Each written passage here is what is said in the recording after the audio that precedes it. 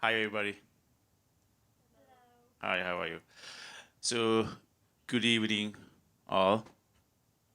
Uh, so, we are in our XLR lounge. These XLR Sound Labs, XLR Lounge, and the rehearsal studio. Um, we recently renovated this space and we started doing live sessions. And last weekend, we equipped the entire space to do some live streaming. So this is our first, live streaming gig. Not a gig actually. It's a talk about music. So we are trying out few things like trying out you know, um, the ambience of our XLR lounge and doing a live streaming and also like trying to do a little bit of musical talk. So our guest this evening is his name is Kevan Vijaysekara. He's a bass guitarist and the pianist in our youth orchestra. So, and we are going to talk about jazz. So, hi. So, we are going to talk about jazz. Uh, it's a little bit of extension of the regular music we all know. I'm not going to give you a lot of background about jazz, so Kevan is going to talk about it, the background and the feel of that. But in my own understanding and the field, you know, there's lots of genres of music. Usually, like, we have romantic songs, we have pop songs, and we have like dance music. All those give you, um, guys, if you can tell me if you don't agree, but they all give you some bright feelings, like different feelings, like romantic songs give you romantic feelings, and dance music give you a lot of energy. And here it goes, like in all genres, give you a little bit of like bright feelings about it in your mind, like gives you a lot of like bright feelings. But jazz is on the other hand is very different. The feeling it gives you is not sadness, it's not super happy, it's not romantic feelings, it just gives you a very blissful feeling, and it takes you to another realm. Like it's quite different. Like it to me, like it makes my mind empty, and I get to enjoy that vibe. No feelings, no bright feelings, just you're in that state, just listening to it, doesn't feel the time or the space. It's very different. But to get to that level, you need a little bit of intelligence in music, because this is like kind of like I wouldn't say extreme end, but like a little bit of an extended end. When you start listening to music, you start listening to pop music, but you keep listening to country music and all that, and you stop in the end with jazz and blues, right? And that gives you like a quite a different feeling, and it's blissful emptiness, but you just keep enjoying it.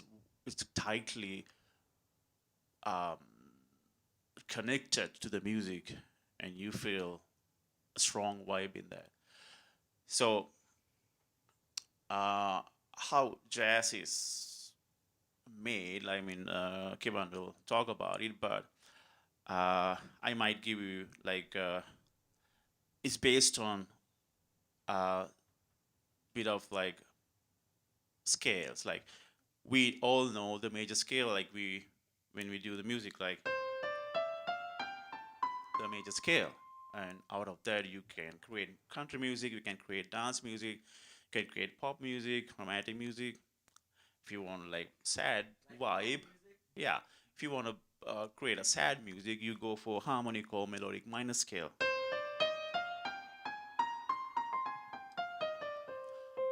When it comes to jazz, you have this pentatonic major, minor, and blues major, minor. It's quite different.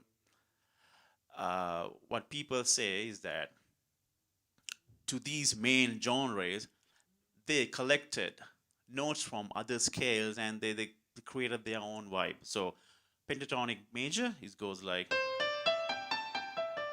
just 5 notes, very separated. If you go with pentatonic minor,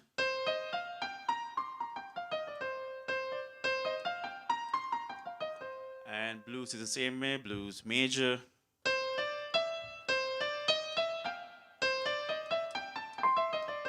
blues minor.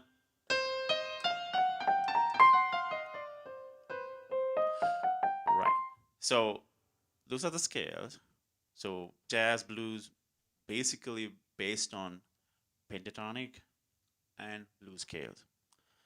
So I will I'll give you another little bit. Maybe later on. Maybe let's talk to Kevan. So what triggered me to do this interview with him is that like he started he doesn't play anything else but jazz, like jazz and blues. He's completely into that. He never plays a direct chord like C major. No, he goes to extended variations of C major, which gives you like very complicated feelings. So he started doing this jazz like two years ago maybe, and he started like teaching me the stuff I couldn't learn throughout my whole life. Like I'm uh, like 40s, 50s. So I haven't been able to like I love jazz, but I haven't been able to like get the feel of completely the jazz feeling into my music. But then again, like he started teaching me, and I found it really interesting.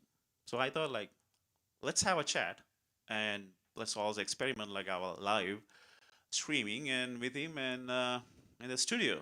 So hi Kevan. Hello. Hi.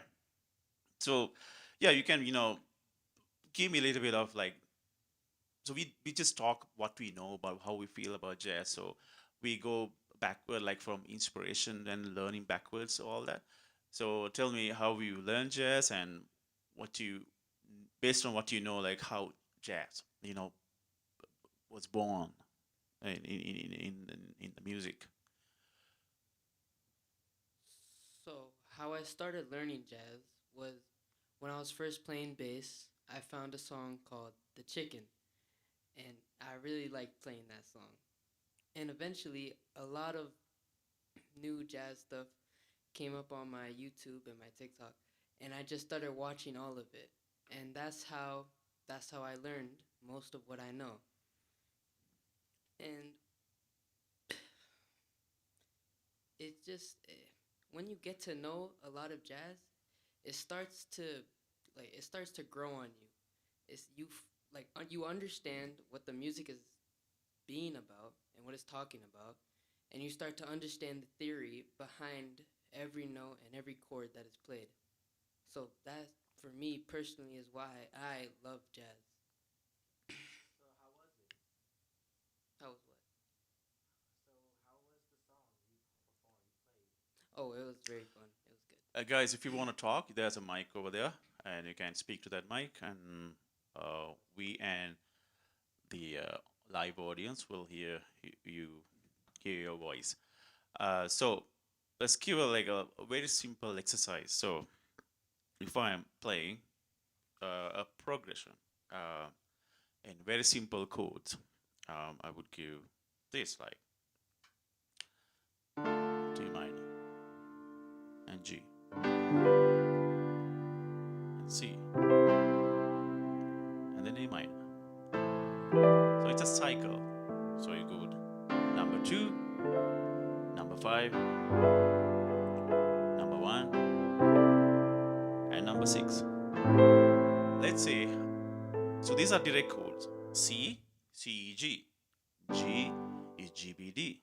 C, and D minor is D F A, and then A minor is A C E. See, very simple chords, very simple major chords. Now let's see how we can extend that to have a little bit of complicated jazz and blues vibe into that. Come on.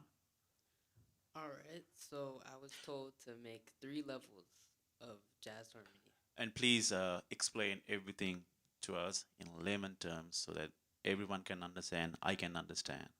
Okay. So the first level would just to be adding extensions, which you have your regular D minor chord, D F A. An extension with that would just you have your 1, 2, 3, 4, 5, 6, 7, 8. A D minor chord would be 1, you skip 2, 3, you skip 4, 5. So it's 1, 3, 5. An extension to that would be you skip 6 and you go to 7. D minor 7. And the next chord would be the exact same. G B D is just 1, skip 2, 3, skip 4, 5, and then you would go to 7. Okay, I'm gonna interrupt. So you said D minor, 1, 3, 5, 7, right? Yeah. So there are different ways. So you can play like this, or you can play a C up here. Do you call it inversions? Can you explain like how will you play? Do you separate the notes or do you like put everything together? So there are different ways to play these chords, and it has many different feelings. A more open feeling would be like separating the chords. So instead of having it all jumbled up, you could make it sound like very open. Or another way is you could jumble them up more, so you could be closed. Like two different feelings. Yeah, one is more open and one is more closed and jumbled. So the first level would be D minor 7, G7, and then C major 7, A minor 7. That would be the first level. Very simple.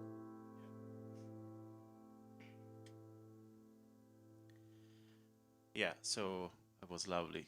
So instead of playing, so let me play this again. So direct chords.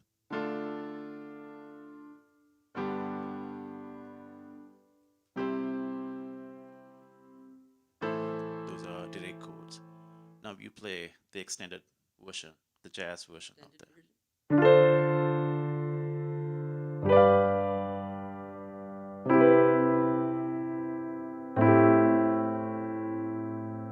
That would be the extended version. Yeah. So it gives you like I don't know how we describe that feeling.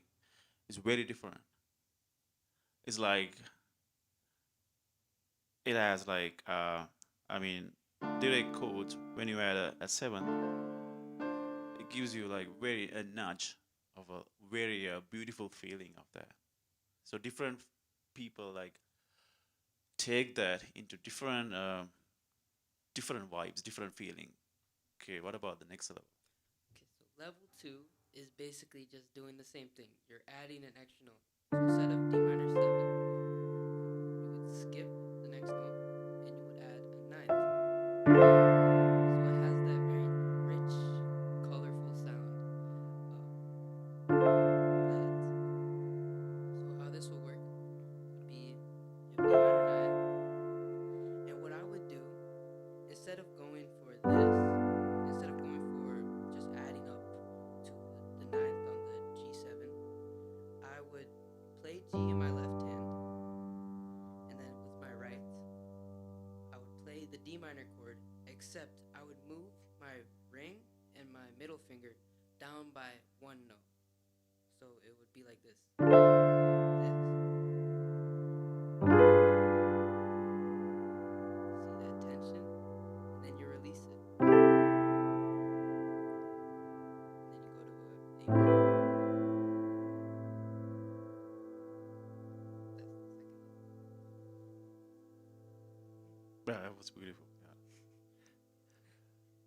Yeah, I didn't. Can you repeat that?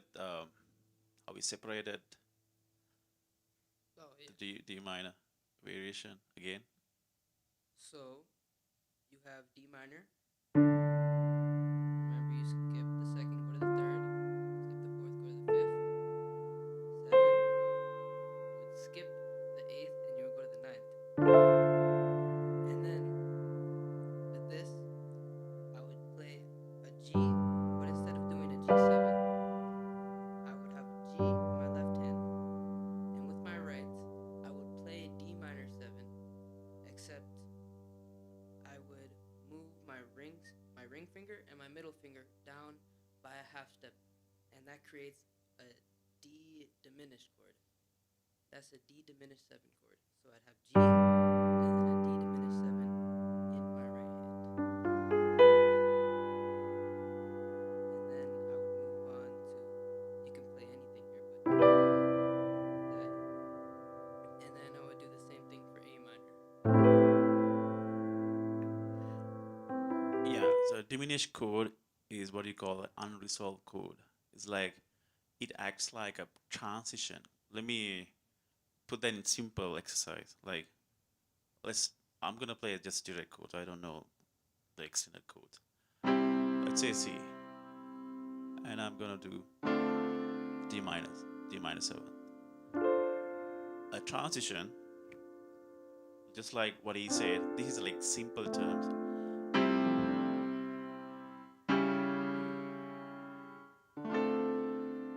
Okay, so you go to like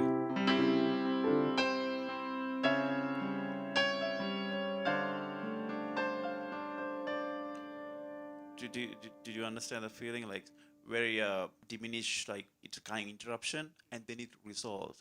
It's a famous song like in Sri Lankan community we have this Nim Nim Sewa. That's how it's created.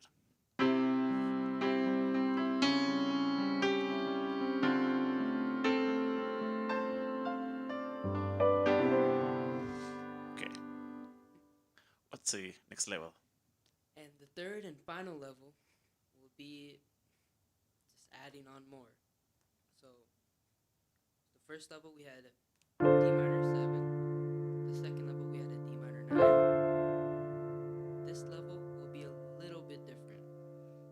This is the point where it starts getting to you can basically play as many notes as you want and it'll be correct. So this is my version. I don't know what notes I'm playing. I'm just playing notes. And then of course you have to have a G. And this one is a little this chord in my right hand is a little bit different. You have F,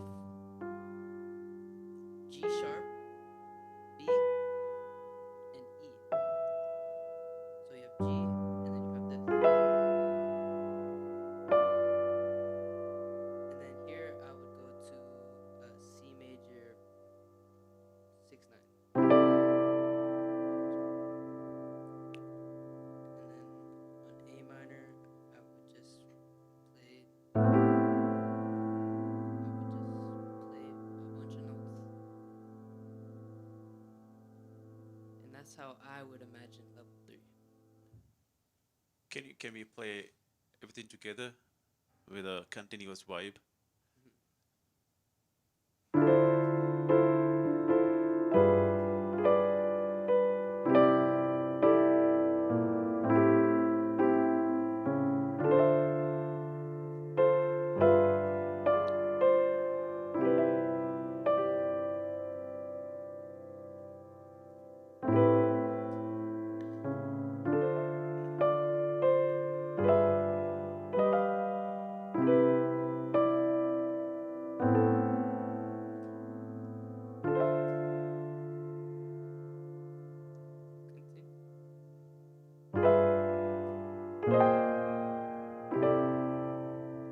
Yeah, I think you got you got to a very important point in jazz.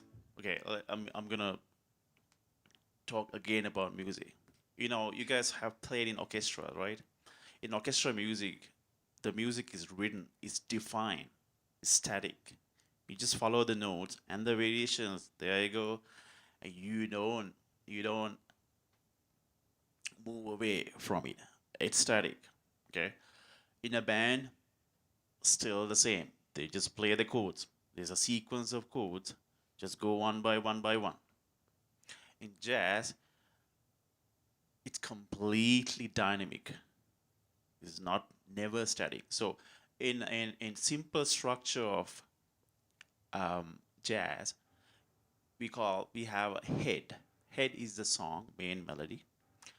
We just sing. We just play the chords and then sing. Then they just do what you call improvisation. Do you know about improvisation? Improvisation is like right there. Um, you just decide what you play right at that second. So to do that, you need to feel the vibe. So right there, I call it like all the musicians are connected by soul. They I mean in the band like they communicated. You nudge, you give gestures. But when you jazz band, you just feel each other. Can I say? Yeah, sure. Get close to the mic. Come on. There's an important point when you're playing jazz, and it's that no notes are wrong. Basically, what I mean by this is that when you're playing something, and if you hit a wrong note, as long as it has a good rhythm or maybe a very nice rhythm or the right rhythm, it's not wrong. It's just a little bit jazzy. Just no. Yeah. So I was saying, uh, so each musician, when they go to that stage, they just keep playing, and then you will demonstrate like if we play a song, if he plays a song today, and he plays the same song tomorrow, completely different. It's because you will never know what you will play until you feel at that right moment. That's how different jazz is. It's just they go into a state like they just feel each other and then they just keep going. Like if you go to New Orleans like to a jazz club, you will see they will keep jamming for hours and hours. Like they never stop. They just keep a unique signature of jazz is like they have a cycle of chords, just like D minor, G, and C. The basic chord is the same. The progression is 2 5 1 6. But each time when you play each chord, you just can you demonstrate that? Can you demonstrate like cycling through that and each time it's different?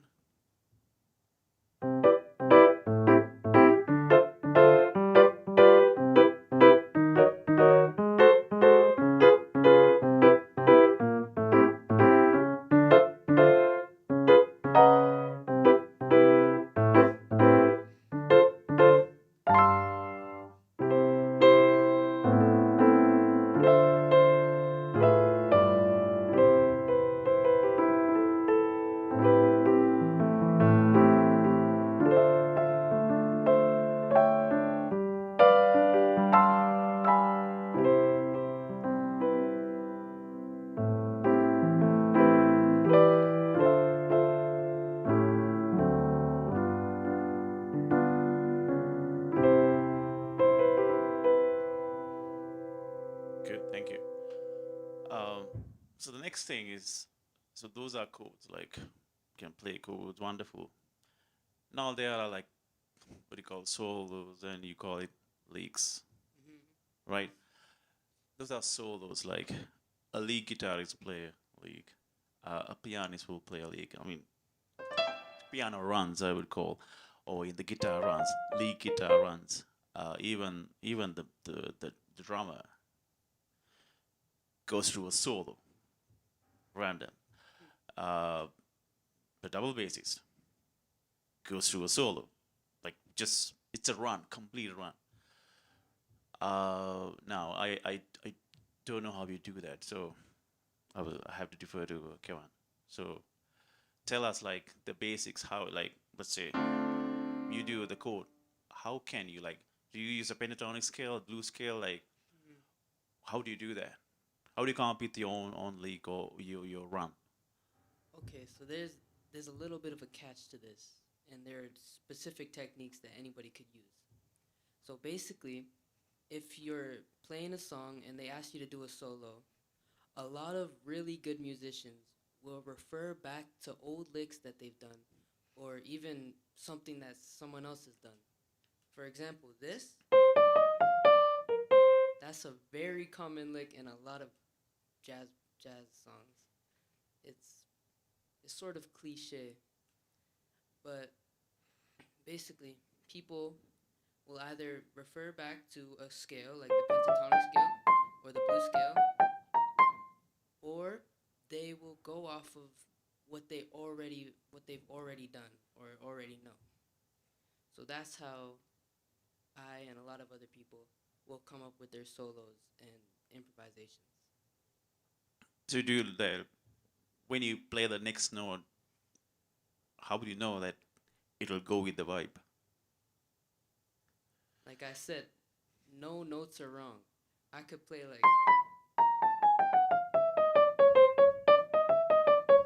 as long as it has a nice rhythm and it makes people move, it's not wrong. Okay, do you wanna try a simple, very simple? Let's just do some very mellow run, and then you can complicate things in the end. Do you wanna try that? I'm gonna. Do you wanna use that three three? Which progression do you want? Three six Do a 2 5 1. 2 5. Okay.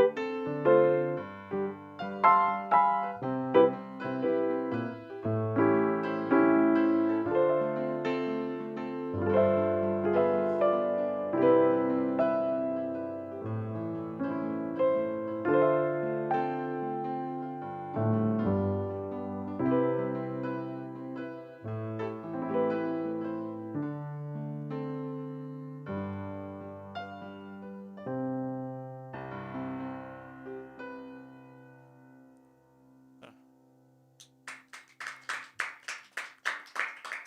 yeah. Thank you. Anyone have questions up to now? Please use the mic and then be open, and then we all. It's just a casual talk about jazz and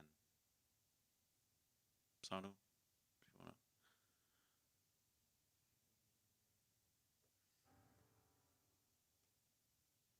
Hmm. questions? Hmm? Do you guys know any jazz songs? Yeah, like blues. Yeah. Any artist? I don't know any others. Do you know like any other songs? I'm gonna check if any song if you play any other song like what are the blues? What are the blues you could Okay, play? What good. what type of Yeah, songs do you like good, play? good question. Blues. The blues. What are the blues? What is the difference between jazz and blues? Jazz and blues. So, jazz predominantly comes from blues and gospel music. So the blues is basically just it's like looking at your grandparents' face. You like let's say you're jazz, and blues is your grandparents. It has some like you can see the similarities, but it's not exactly it's not exactly like jazz. Yeah, amen to that. Yeah, yeah, yeah. Blues. Okay, yeah. Keep going. So, I So mean, like blues and jazz are different, right? yeah, Blues and jazz. yeah. I would say blues are very raw, really, really raw. Like when you play some music, like you don't just merely like you don't even amplify. Like even jazz, right? I mean, you go to places like have the grand piano, you have the double bass, no amplification, nothing. It's very raw, but it feels so nice. Mhm. That's what you mean, raw. So uh, can you demonstrate blues? So blues is mostly just a very simple progression. You have your one, you have your four, and you have a five. Those are the only chords, and they're all played with the dominant. They're all played with the flat seven. It's like this.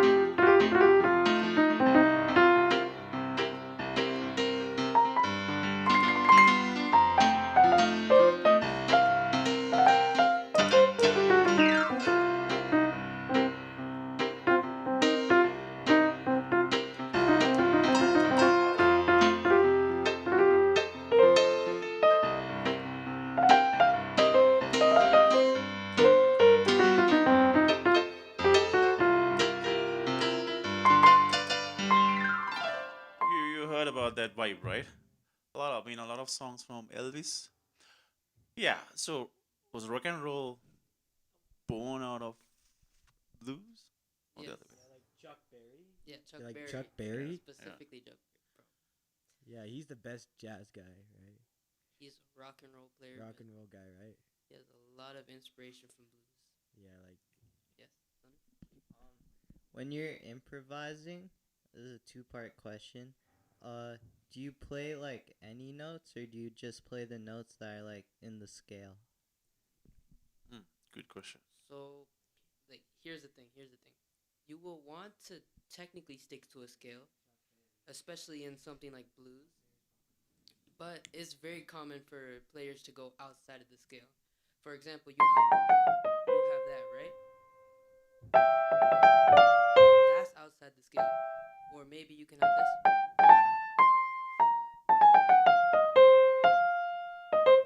That would be outside the scale. But mainly, I stick to a scale. I stick to a scale. Yeah.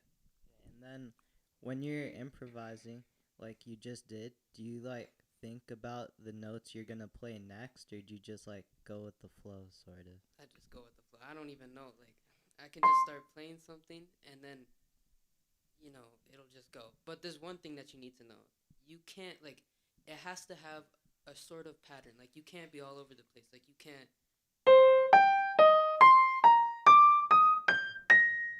you could do that, but first of all, it'll be hard. And second of all, a lot of people would just consider that noise. Like, it would just be all over the place. So, you can sort of stick to, like, coming down or coming up and make sure it has a direction that it's going. Yeah.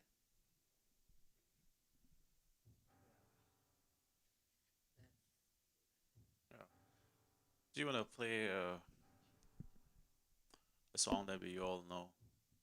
Maybe a Christmas song.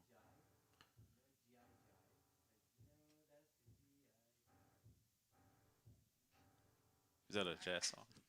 Not sure. Do you want to? Do you got Fly Me to the Moon? Yeah. You guys know Fly Me to the Moon? Frank Sinatra?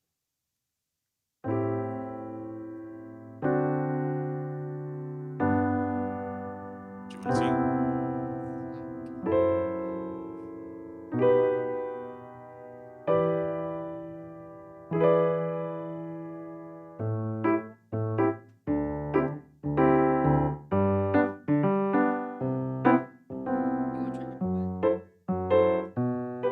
You want to try improvising? Me? A minor.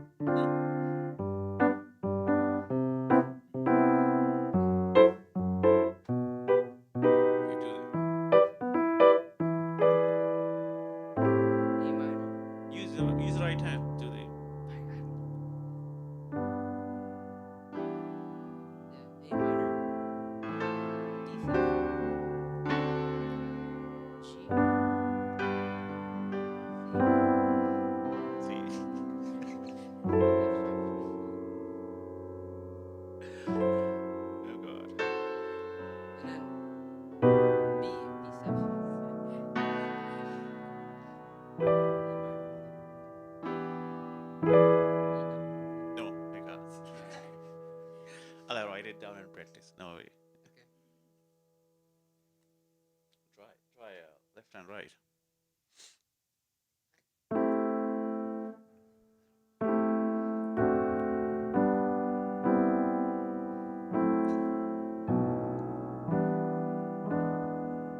So how can you build that skill? That's my next question. Like if somebody else, like, I mean, there are pianists too. I play piano too. But how can you like? Do you need to practice like hours and hours daily? Like how can you get that vibe like so that it becomes so natural? Well, maybe the answer is like practice for hours. But is there any technique like you can use so that it's a shortcut maybe? Yeah. So, like I say, 30% of it is practice. And then the other 70% is actually knowing your theory. So Mm. basically, how I learned was I had all this knowledge, but I didn't know how to play the piano. I had all this knowledge from like watching YouTube videos and studying it and watching more YouTube videos, but I didn't know how to play the piano. So eventually, when I came to the piano, I was trying to do everything that I learned, but I didn't know how to really translate it to my hands. So that's where practice comes in. When you do practice, that's when your hands get comfortable with what you're imagining, and that's when you can actually do more things that you thought you could never do. And Yeah. Basically, yeah, what you're saying is like you need to be intelligent, musically intelligent. Yeah, to play jazz and blues, you need two things: extreme sense of music and musical intelligence. I mean, every second this is crunching. Like in theory, like, because like jazz, blues is no simple game. Like this is like, I mean, all music is mathematics. everything in mathematics. Yeah. So this is crunching like all the time. And it's gonna tell you I'm gonna play 11th or the ninth or the 13th, and you go for that. You need. I saw the other jazz band who came here like and played. They were like um juniors, like they knew what each other were playing, and they were playing. They knew what they were going to play next round. Can you do another demonstration of take that Christmas classic? Um, Do the simple one, oh Chris, and then do the jazz one. you guys know Oh Christmas Tree?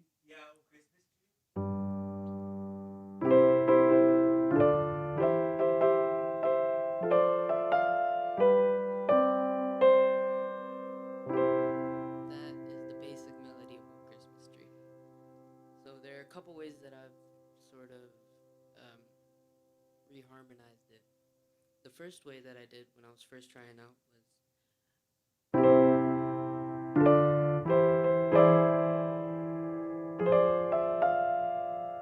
very simple, but just a little bit of tension added. And then this next way was when I finally figured out that I could start moving around my left hand. I'm gonna play it slowly because I don't think I can play it fast.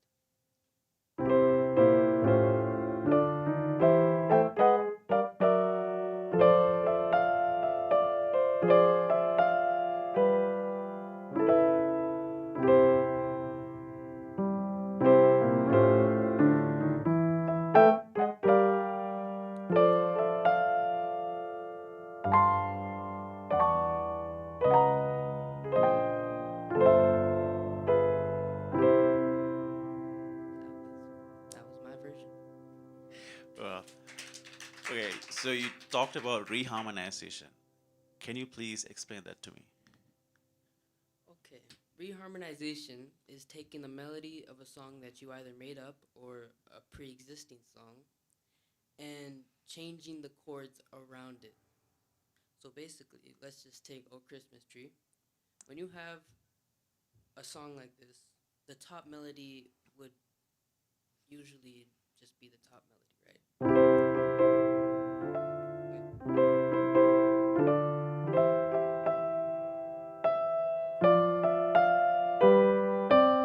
Right? That would be the melody. And when you want to reharmonize a song, you would take this top melody and sort of give it a new purpose, right? So in this example, you have C major, and that top melody is just a repetition of the bottom note. So what I did was I moved the bass. This becomes a B flat dominant with the ninth on top. See, this melody becomes the ninth. The C becomes the ninth, and I move my hand down one more. So this becomes an A dominant, sharp five, sharp nine. The C is the sharp nine. I know you probably don't understand, but the C is basically the ninth, right? Ninth, you have B, and then you sharpen it, right? Just up by one note. And then the next one. And sometimes you don't have to totally follow the melody. Sometimes you can make up your own melody to sort of add a little more, I don't know, a little more spice to it. And then you always have to end on the melody.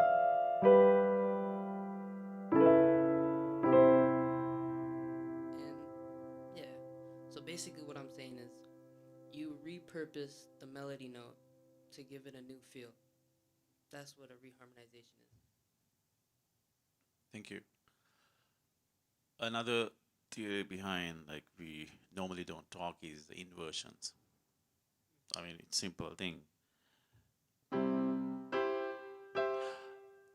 Talk about the inversions, and then why would you use inversions? When would you use inversions? So inversions are basically, let's say you have a C major chord. This is the first inversion. It's just its most basic form. You C, E, and G. The second inversion would be moving this bottom note to the top. So then you would have a E, G, C. Notice how it gives it a little bit of a different sound. And the third inversion would be having you bring E to the top. So you have G, C, and E. So first, second, and third would be you have first, second, and third. In when you're playing music, there can be a couple reasons why. One reason is it just makes it a lot easier for the musician to move around the keyboard or the guitar. It just makes it a whole lot easier. And another reason is it gives it a totally different feel. Let's take Fly Me to the Moon.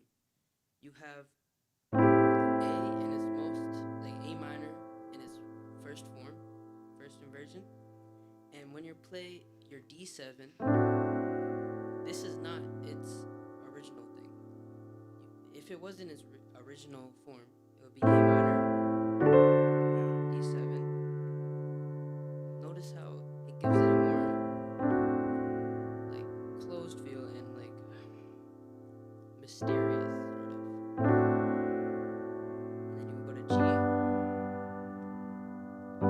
This is C major 7, but it's not in its first inversion. If you had a normal C major 7, you would have G, and then you go to C major 7. But this gives it more of like more of a closed feel, more of like a jumbled up. And this one I really like. This is F sharp diminished, but it's not played like this. I don't play it like this. You have F sharp in the bass and you have A minor at the top. What I do is I move my A to the top note and I move my C up too. So instead of A minor, I play it like E, A, and C. So then with that, when I play B, when I play my B, it would be usually it would sound like this, right? But I made it easier for me. So then when I go to play my note, I can just move every finger down by one, and it would give me the same sound, just a little bit different. And then you go to E minor, E7. So that would be the most practical use of inversing chords. Yeah. My only reason is that it's easier for me sometimes, like do the inverse. But I know it gives you a different feeling, like, and if you spread it, it's a different feeling. Next one, combine chords. I, to me, like, I mostly what I do is combine chords. Like, chords combinations is like, for example, you play a D, like you play F minor, but people say go with D and F sharp on over D.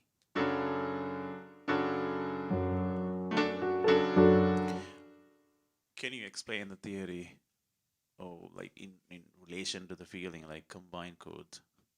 So a combined chord is basically you have a note in your left hand, and then you would have a chord in your right hand. Let's say that when you say a combined chord, let's take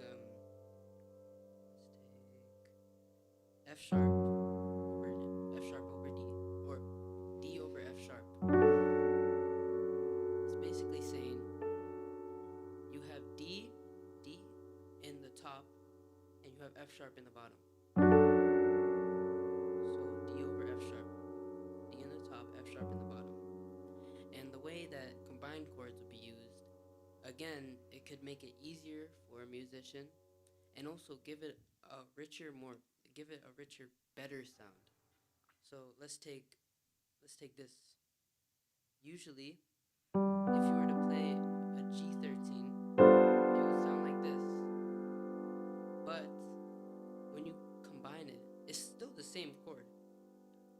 we just remove a couple notes, and now it becomes F major 7 over G. And it gives it that rich flavor without all that tension. And you can go back. And another reason is for inversions. Inversions, right? You have your inversions. What you can do is when you have your first inversion, you would just label that C major. But what some people do is when they have a second inversion, they would label it as C over E. So you have C major, basically, then you have E in the bass. And another way, you could also do C over G. Right? It just makes it easier for the person to read it and translate it. Yeah, I would agree 100% on that. Combined chords are so much richer. Try that. Just try to combine either piano or the guitar. Gives you very nice feeling rather than playing it directly. Okay, as a final, very final thing. I have Sorry. one more thing to talk about. Okay, sure. So I've talked about improvisation and making chords, but one question that we haven't answered is how do people make up a chord progression, specifically in jazz? So a lot of people, most people, will take the most basic progression, which is called a 2-5-1. Basically, let's say in the key of C, you would label every note from C 1, 2, 3, 4, 5, 6, 7, and then your top note would be 1 since it repeats.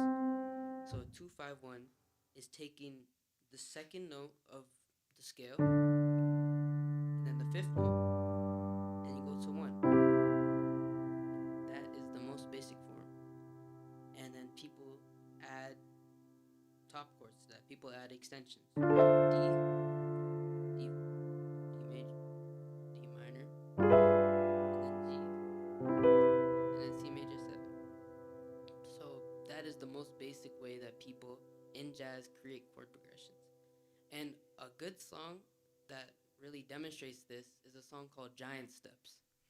That song may sound very complicated from the start, and it might not be for everyone, but all it is just 2-5-1s in three different keys. Three different Oh, keys. yeah. They always jumped a key to key. Okay, thank you, Kevan. Do you want to play a song? I think you told me like you reharmonize like one of the songs, like either do that or do a full song. Like, Think of something.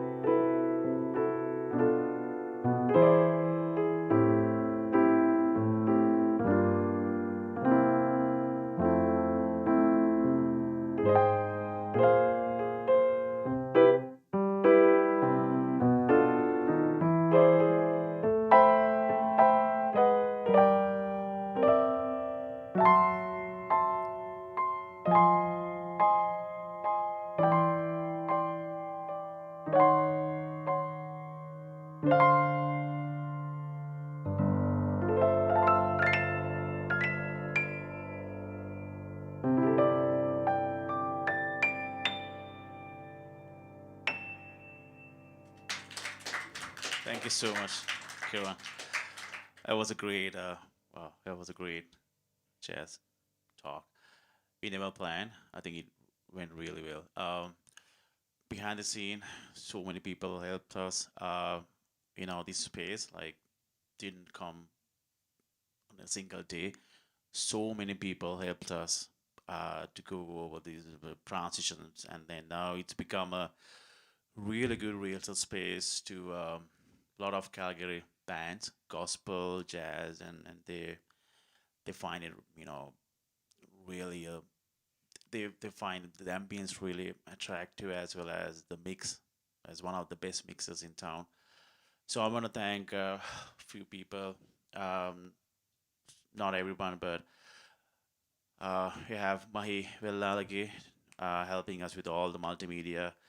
Srimal Dasanayaka, Kumudini Ranavira, Chandeep Jaikori helped us a lot through all the months. Atul Tisera, Chandana Tirina, Aruna Priyashant, Erante Madhubhashana, and also under the article. Thank you all of them. It's been a wonderful journey, and we have this wonderful space. I mean, it's open to our youth orchestra, like come and jam and do anything you love. Yeah, we'll keep doing jazz, and this is my new hobby. And we need to have jazz trio or four people band or get something started.